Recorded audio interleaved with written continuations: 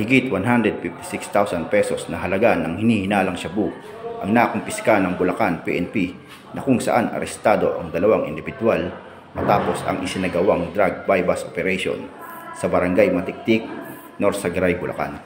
Nilala ang sospek na walang asawa, 32 taong gulang, lalaki at residente ng nasabing barangay. Ayon pa sa ulat ng mga operatiba ng North Sagaray Municipal Police Station, naging matagumpay ang kanilang ikinasang drug bypass operation na kung saan na-recover sa suspect ang 17 pirasong heat-sealed transparent sachet na hinihinalang shabu na may bigat na humigit kumulang 23 gramo na nagkakahalaga umano ng 156,400 pesos, isang black pouch at 500 peso bill bilang marked money. Ang nahuling suspect ay maaharap ngayon sa kasong paglabag sa Republic Act 9165 o ang Comprehensive Dangerous Drugs Act of 2002.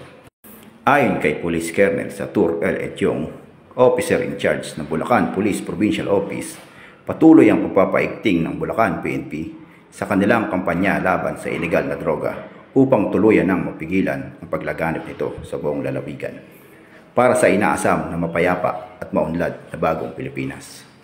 Mula dito sa Bulacan Police Provincial Office, ako ang inyong PNN correspondent, Police Corporal Eduardo D. Vilangil Jr., alagad ng batas, tagataguyod ng Balitang Pulis.